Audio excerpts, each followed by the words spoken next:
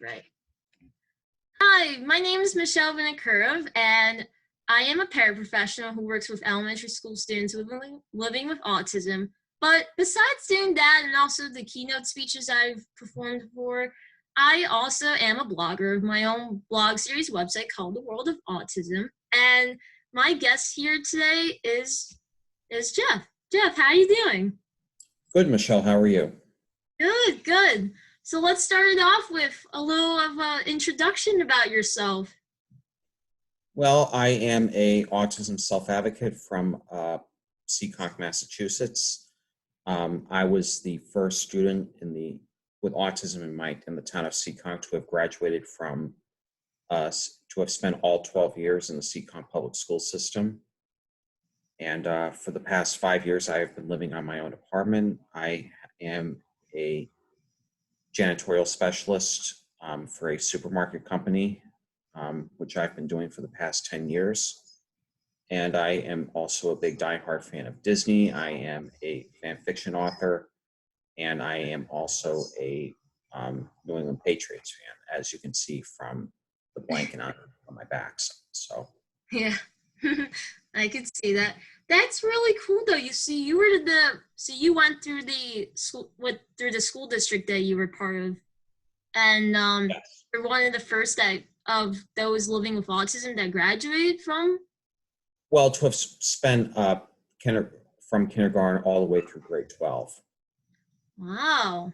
So, I see. For me, it was different. Like, I was all over the place when it came to my school years, where going from a specialized school to students with autism and multiple disabilities back into my town school district. So, and then going all the way to mainstream, that was the highest class level setting for me, was being mainstream to students in like the general ed classes, but still getting the special education services. So that's a little bit of my perspective. But with you now, what really got you into being a self advocate? What inspired you about that?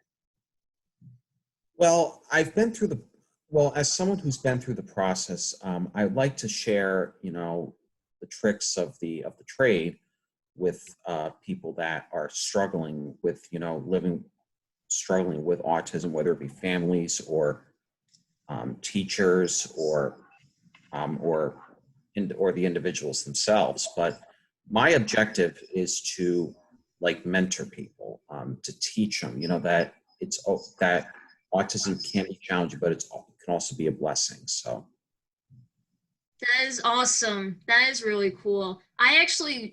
For me, I was personally a peer mentor myself for students living with disabilities in my high school.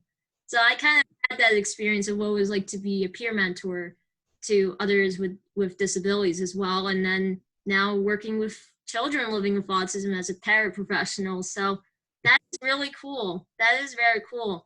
I know you're a big social media influencer as if you guys don't know with Jeff, like Jeff has been every week on Jessica Letchwood's webinar series, Ask an Autistic, and he provides so much insight from his own experiences. So I really appreciated Jeff of everything that you've been sharing on there and even here now. So it's awesome. thank you. It's awesome. So now I want to go to a little bit more of your experiences of what it was like as a special education student, because you've also gone through in like the classroom settings as well, like that. So could you tell a little bit of your experiences?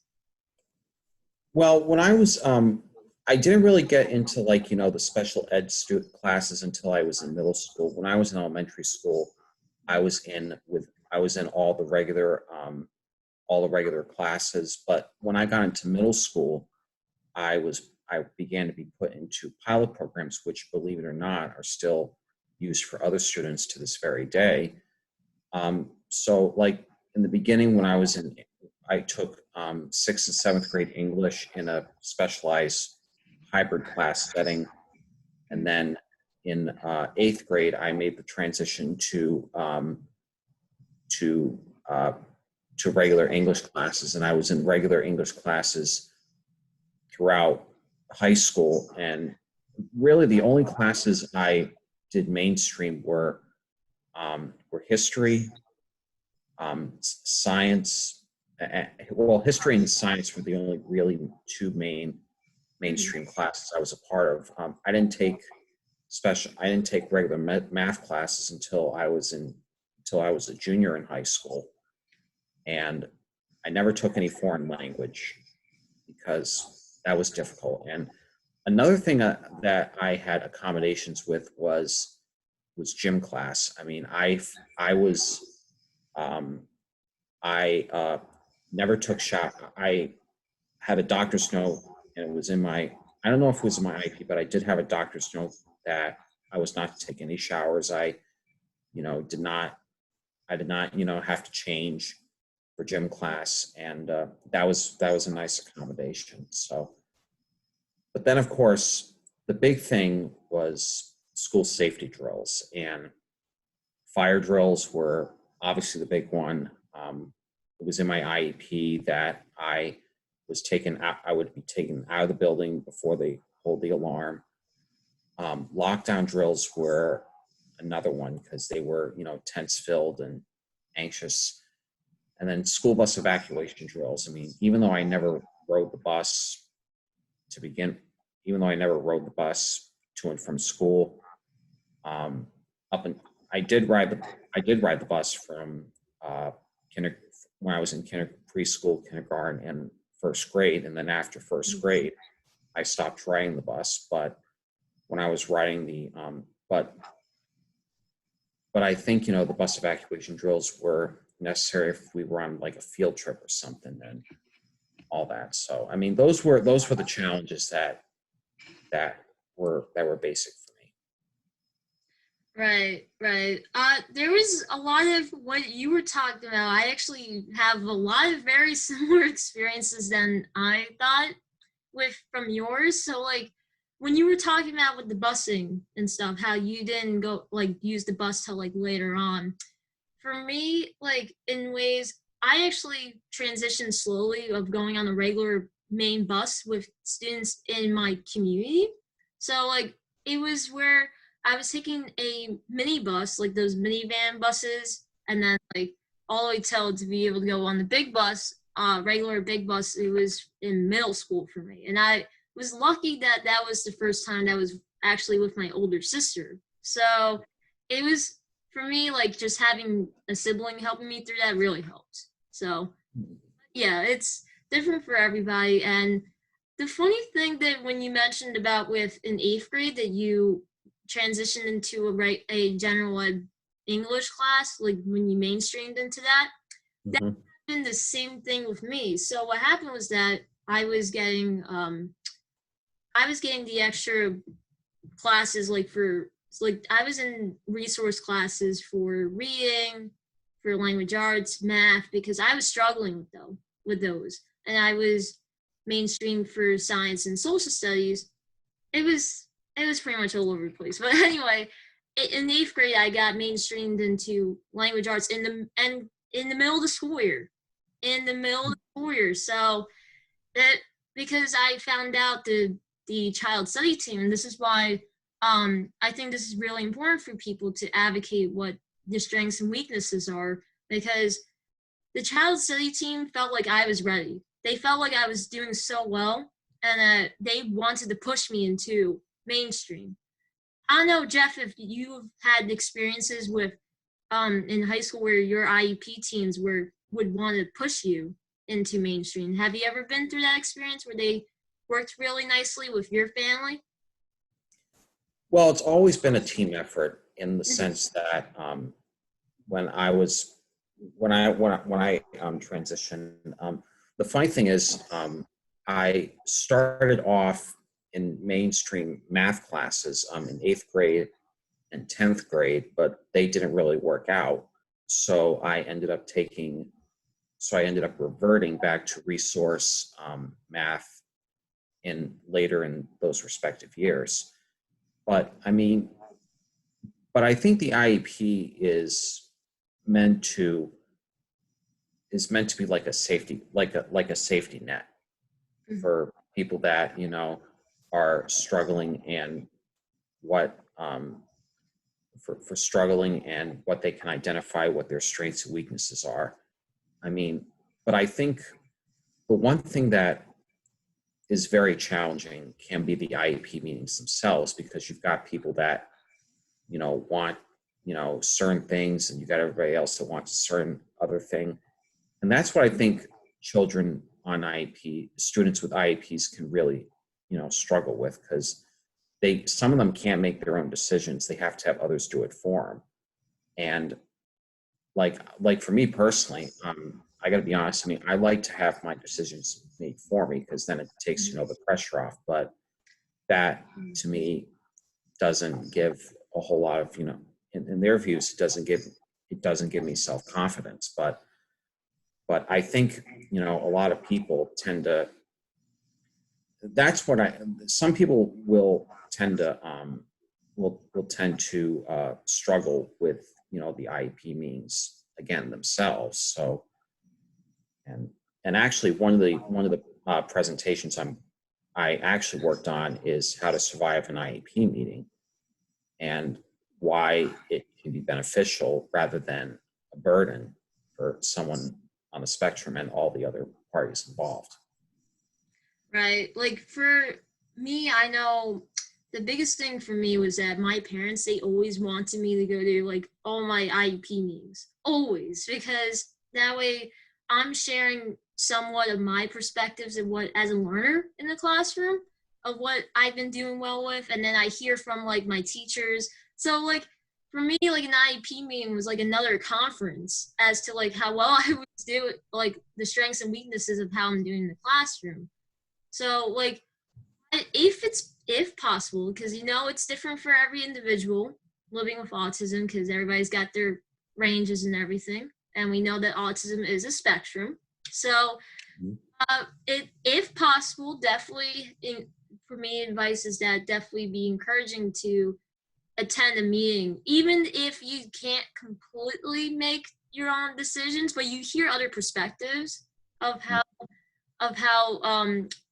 that's going on in the classroom and even at home too, because parents know the child best, and I still believe that to this day, because as a paraprofessional, like I've done teaching virtually online and stuff since coronavirus happened. I helped like the classroom teacher teaching online, and hearing from the parents, like it's they provide insights that you don't know what goes on at home.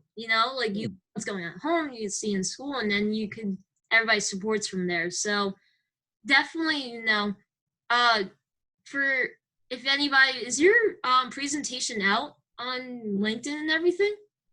I did post it on LinkedIn about a week ago, but if you would like me to post it again, I can do that. Okay. I could we could also attach it onto as well into your story if you like to. Okay, yeah, I mean, I can send you the link later on. So, Awesome. Awesome. So now we're going to actually transition a little bit here now with because you were saying about that you work besides doing all your self advocacy work, which I know I've seen you post a lot online, like on Facebook and with LinkedIn, about all the work that you've been doing. But what really is important to me, which I've heard this is a big discussion about, is with employment. So what are your opinions about with employment? Because you also work in a store right? yep, yep. My day job is I am a janitorial specialist. Well, they call it a porter, but for me, it's a janitorial specialist. Right. So, what are your opinions about with employment for individuals with autism? Because I know this is one big aspect of you that you've talked about before. Well, I think with people with autism trying to get a job is that it's a matter of, playing the game, that it's a matter of give and take. You know, you I've been taught that, you got to play the game that the employers want you to play, which means, sacrificing time that you like, or, routines that you want to do. But but all that, all that is taught me is that, that's the only way you're going to survive in this world. And when I was, I went through the process. I didn't go through the actual process of getting a real paying job until after I got out of high school. And had I had gotten a paying job when I was still in school, then maybe the transition would have been a lot easier for me.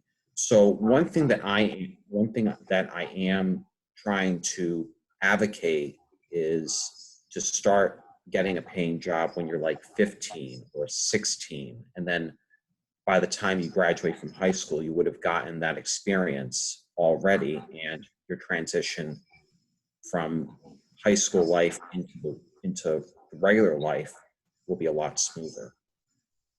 Right. Yeah, because I know even personally for me, like I have friends who are also on the spectrum as well, and some are struggling with just getting employment because the key thing that I is experiences, getting those experiences, even if you can't exactly get a part-time job. um it's also about with getting just volunteering experiences, internships, whatever gets you out there. That's what employers want, and that's what I've noticed, that I've gone through interviews myself with one person to multiple people, because that's how it works when you are in the education field. They interview from one person to multiple people. You never know. So the biggest thing I know personally that helped me was my volunteering experiences that I did in high school. If it wasn't for that, I wouldn't have gotten my part-time job that I had at the time, which was already starting to work with kids, and that all built it up together. So like you said, I definitely agree with you that in high school would be the time to start getting your experiences out there, your interests, whatever you're into, that would be turned into a career later on, that for to be able to get employment into the regular world. Because no one later on, like, you gotta step it up and just find what your niche is, and see what's out there. Definitely, like, with LinkedIn and everything. So let me go back 1 second. Yeah, so with just the experiences, definitely agree with you. In high school is the time to start finding like a part-time job, but also focus on your studies too. Don't, like, it has to be a balance. I know people like to I know sometimes people think that also job, like having a job, is more important at that time, but so is your studies. That's also important, because that way you get yourself out there. They look for your education and experience, but I know experiences help too. So thank you, Jeff, for sharing about that. And to kind of wrap this up, what would be your any advice that you want to share, or any comments that you would like to share to everybody? Well, I want to share one thing is that when it comes to autism, there are times where it can be both a blessing and it can be a curse. A blessing because it gives you strong wisdom, it gives you abilities that are beyond anything, but it can also be a curse because it can hold you back from doing the things that you want to do. You have to, and you got to work through it. For example, you want to get a car, but it's not like Elizabeth Montgomery or Barbara Eden type of magic.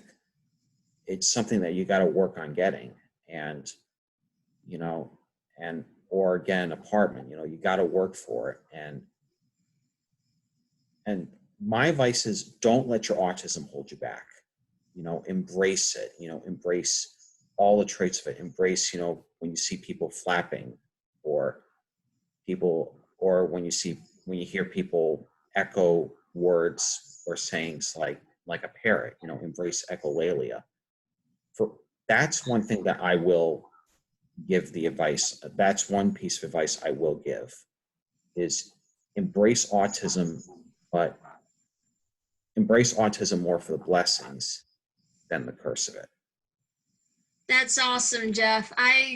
That was one of the greatest advices I've heard that I've heard so far, and just, you know, with just being the most important, like you said, embracing, also accepting. You know, there's gonna be strengths, there's gonna be weaknesses of, you know, like you were saying, like a blessing and a curse. Yeah, there's things that, then that's with everybody. Everybody's got their assets, and everybody's got things that they still have to work on, you know, but no matter what, it's the important thing is just being accepting about it, you know, and that's what we hope to see more in the world today, which I know I personally, with me, I've seen it a lot better nowadays. I don't know with you, but with me, I think the community has just been growing and being more accepting than before. Hmm. Yeah. Which is critical. Yeah, which that is very important. So, Jeff, thank you so much for joining on here. And uh, if you guys don't know already, me and Jeff are both panelists for Jessica Letchwood's webinar series called Ask an Autistic. We're on every Tuesday at 8 p.m. And that's about it. So, thanks, guys.